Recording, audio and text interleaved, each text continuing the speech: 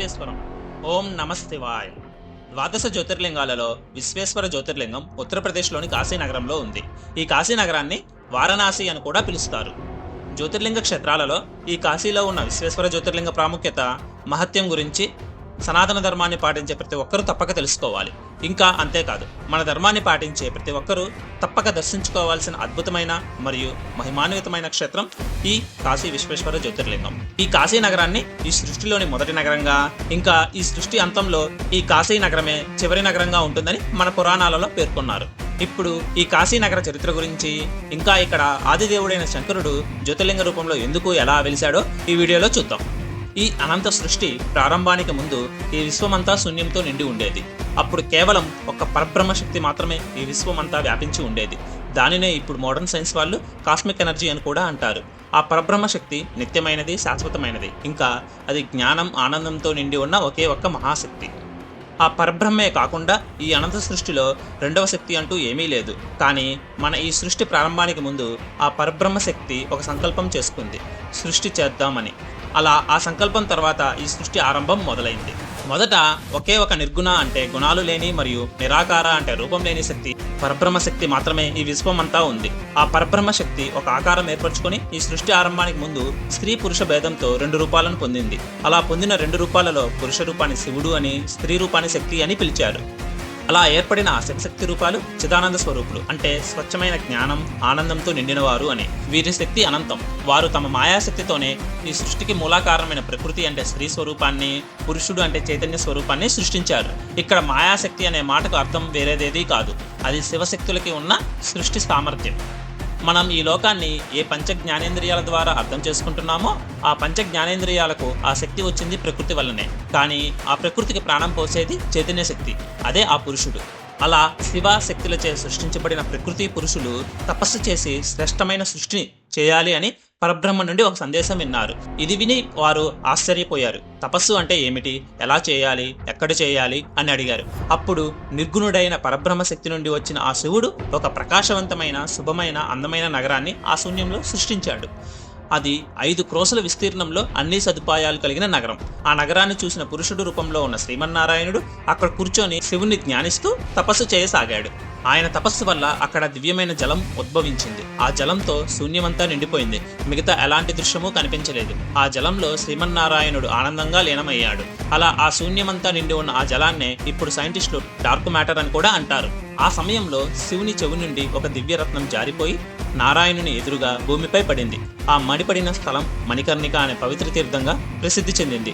మణి అంటే రత్నం మాత్రమే కాదు, మన పురాణాల ప్రకారం అది ఓ దివ్య ఔషధం అని కూడా చెబుతారు. అక్కడ శివుడు సృష్టించిన ఆ భూమి ఈ విశ్వంలోని అనంత జలాల్లో మునిగిపోకుండా ఉండేందుకు శివుడు తన త్రిశూలం మీద దానిని ఎత్తి నిలబెట్టాడు. తరువాత పురుష శక్తి రూపంలో ఉన్న శ్రీమన్నారాయణుడు తన భార్య ప్రకృతితో కలిసి ఆ దివ్య జలాల మీద శయనిస్తూ పరబ్రహ్మ శక్తి రూపంలో ఉన్న శివుని జ్ఞానించాడు. అలా జ్ఞానంలో ఉన్న నారాయణుని శక్తితో తన నాభిలో నుండి సృష్టికర్త అయిన బ్రహ్మదేవుడు పుట్టాడు. అలా జన్మించిన బ్రహ్మ శివుని ఆజ్ఞతో ఈ 14 లోకాలను అంటే ఈ 14 భువనాలతో కూడిన ఈ విశ్వ సృష్టిని ప్రారంభించాడు. మొదట బ్రహ్మ 500 కోట్ల యోజనాల విస్తీర్ణంలో బ్రహ్మాండాన్ని సృష్టించాడు. ఈ బ్రహ్మాండానికి 4 వైపులా 14 లోకాలు, పైలోకాలు, కింద లోకాలు, మధ్యలో భూలోకం ఇలా ఏర్పడ్డాయి. ఈ బ్రహ్మాండం అంతా నీటి మీద పడవలా తేలుతూ, అంటే ఈ విశ్వంలో ఉన్న ఈ డార్క్ మ్యాటర్ సహాయంతో ఈ కాస్మిక్ ఓషన్లో తేలుతూ ఉంటుంది. దీనిని అష్టదిగ్గజాలు ఎల్లప్పుడూ మోస్తూ ఉంటాయి. అలా సృష్టి ప్రారంభం మొదలైన ఆ సమయంలో ఆదినారాయణుడు, బ్రహ్మ, ఇతర దేవతలు, మహర్షులు కలిసి పరమేశ్వరుని ప్రార్థించారు. వారి ప్రార్థనను విని శివుడు ప్రత్యక్షమయ్యాడు. ఏ వరం కావాలో అడగండి అని అన్నాడు.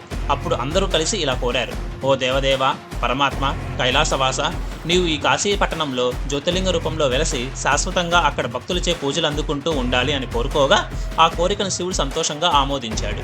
తన త్రిశూలం మీద ఎత్తి నిలబెట్టిన 5 క్రోసుల విస్తీర్ణంలో ఉన్న ఆ పవిత్ర భూమిని, అదే కాశీ నగరాన్ని శివుడు మనుష్యలోకమైన ఈ భూలోకంలోకి విడిచాడు. ఆ తర్వాత బ్రహ్మ విష్ణువుల్ని చూస్తూ ఇలా అన్నాడు: ఈ కాశీ నగరం చాలా పవిత్రమైనది. ఇది మానవులకు మంచి శుభ ఫలితాలను ఇస్తుంది, వారి కర్మబంధాలను తుడిచివేస్తుంది, ఇంకా వారి మోక్షానికి దారి చూపి వారి జ్ఞానాన్ని వెలుగులోకి తీసుకొని వస్తుంది. ఇంకా ఈ నగరం నాకు చాలా ప్రియమైనది. ఓ విష్ణు, నీవు ఈ దివ్యక్షేత్రాన్ని వదలకు, ఇక్కడే ఉండు అని అన్నాడు. ఇంకా అంతేకాకుండా శివుడు తానే స్వయంగా అక్కడ ఉన్న అవిముక్త లింగాన్ని స్థాపించాడు. 12 జ్యోతిర్లింగాలలో వేరే అన్ని జ్యోతిర్లింగాలు భక్తులచే లేక ఇతర దేవతలచే ప్రతిష్ఠించబడ్డాయి. కానీ ఒక్క ఈ కాశీ విశ్వేశ్వర జ్యోతిర్లింగం మాత్రం స్వయంగా ఆ మహాశక్తి స్వరూపుడైన శివునిచే ప్రతిష్ఠించబడింది. ఇక్కడ ఈ శివలింగం ప్రళయకాలంలో కూడా నశించదు. ఆ ప్రళయకాలంలో స్వయంగా శివుడే ఈ కాశీనగరాన్ని మళ్ళీ తన త్రిశూలం మీద ఎత్తి రక్షిస్తాడు అని అంటారు. సృష్టి మొదలైతే ఈ నగరాన్ని తిరిగి భూమిపై ఉంచుతాడు. అందుకే ఈ కాశీనగరం ఈ సృష్టిలోని మొదటి నగరంగా, ఇంకా చివరి నగరంగా చెబుతారు. ఇంకా ఈ నగరాన్ని కాశీ అని ఎందుకు అంటారంటే ఇది మన పాపాలు కర్మలను ఆకర్షించి నాశనం చేస్తుంది. అందుకే దీనికి ఆ పేరు వచ్చింది. ఇంకా కాశీపట్నంలో 2 నదులు ప్రవహిస్తున్నాయి. అవి వరుణ, ఇంకా అసి. అలా ఈ 2 నదుల మధ్య ఉన్న ఈ ప్రదేశం కాబట్టి ఆ నదుల పేర్లతో ఈ నగరం వారణాసి అని కూడా పిలువబడుతుంది. ఇతర ద్వాదశ క్షేత్రాల దర్శనంతో సారూప్యముక్తి మాత్రమే లభిస్తుంది, అంటే భగవంతుడితో సమానమైన రూపం పొందడం. కానీ కాశీ క్షేత్ర దర్శనం వలన సాయుధ్యముక్తి లభిస్తుంది, అంటే భగవంతునితో పూర్తిగా ఐక్యం అవ్వటం. దేవతలు సైతం తమ మరణం ఇక్కడే జరగాలనే కోరిక ఉంటుంది. అంటే ఇంకా మన మానవుల సంగతి మనం ఊహించుకోవచ్చు. ఎందుకంటే ఈ కాశీ నగరం బ్రహ్మ సృష్టిలో భాగం కాదు, అది శివుడు తానే స్వయంగా సృష్టించిన మహాపుణ్యక్షేత్రం. ఈ కాశీలో 3 ప్రధానమైన ముక్తిప్రద రూపాలు ఉన్నాయి. క్షేత్రం, పవిత్ర స్థలం, స్వయంగా మహాశివుని సృష్టి ఇది. తీర్థం, పవిత్ర జల సంధానం, పవిత్ర జలం ఉన్న స్థలం. ఇక్కడ గంగానదిలో స్నానం చేయడం ద్వారా పాపం పోతుంది. దైవతం అంటే దేవుడు తానై, అంటే స్వయంగా పరబ్రహ్మశక్తి అయిన శివుడు ఉండే మహాదివ్యక్షేత్రం ఇది. ఇలా ఈ 3 ముక్తిప్రద రూపాలు కలిగిన ఒకే ఒక స్థలం కాశీ మాత్రమే. కాశీలో మోక్షం ప్రసాదించే మరో అంశం ఏమిటంటే మన చివరి శ్వాసలో ఉన్నప్పుడు శివుడు స్వయంగా మన చెవిలో ఓంకారాన్ని ఉపదేశిస్తాడు. దాంతో ఆ జీవాత్మకు మోక్షం లభిస్తుంది. అగ్నికి తాను తలపెట్టకుండానే ఎవరైనా అందులో పెట్టిన వస్తువుని ఎలా కాల్చగలదో, అలాగే గంగలో ఏ క్షమాపణ చెప్పకుండానే స్నానం చేసినా అది మన పాపాలను కాల్చేస్తుంది. ఇది ఈ మహాపవిత్ర క్షేత్రం యొక్క ప్రత్యేకత. ఇంకా ఇక్కడ క్షేత్రపాలకుడు కాలభైరవుడు. ఆ విశ్వేశ్వరుని అనుగ్రహం లేనిదే కాశీ వెళ్ళలేము. కానీ కాశీకి వెళ్ళకపోయినప్పటికీ కాశీ వెళదాము అనుకుంటే చాలు, వెళ్ళినంత ఫలం వస్తుంది. ఒక్క కాశీ యాత్ర చేయడం వలన మనకి 5 అశ్వమేధ యాగాలు చేసిన ఫలితం వస్తుంది. కాశీలో మరణిస్తే చాలు, ఎంతటి క్రూర కర్ముడైనా సరే కైలాసం చేరుతారు. రామేశ్వరంలోని ఇసుక తెచ్చి కాశీలో విశ్వేశ్వరుడికి అభిషేకం చేసిన వాడికి పునర్జన్మ ఉండదు. అంతెందుకు, యజ్ఞ యాగాదులు చేసి సర్వసుఖాలు అనుభవించే కన్నా కాశీలో పిశాచమై తిరగడం మిన్నా అని చెబుతారు. అటువంటి మహత్తరమైన ప్రాముఖ్యత గల కాశీలో ఉన్న ఈ జ్యోతిర్లింగమే విశ్వేశ్వరుడు అనే పేరుతో పిలువబడుతుంది. ఇంత గొప్పది ఈ కాశీ క్షేత్ర మహిమ. ఈ వీడియో ఈ ద్వాదశ జ్యోతిర్లింగ క్షేత్ర ప్రాముఖ్యత గురించి చెప్పిన వీడియోస్లో లాస్ట్ వీడియో చూసినందుకు అందరికీ ధన్యవాదం. ఇంకా ఈ ద్వాదశ జ్యోతిర్లింగాలలో మొదటి 11 జ్యోతిర్లింగాల గురించి, ఆ జ్యోతిర్లింగాలు ఎలా ఏర్పడ్డాయి, ఎందుకు ఏర్పడ్డాయి, ఆ జ్యోతిర్లింగాల క్షేత్ర చరిత్ర గురించి, వాటి గురించి కూడా ఎక్స్ప్లెయిన్ చేస్తూ వేరే వీడియోస్ చేశాను. ఆ వీడియో డీటెయిల్స్ ఈ వీడియో డిస్క్రిప్షన్లో ఉన్నాయి.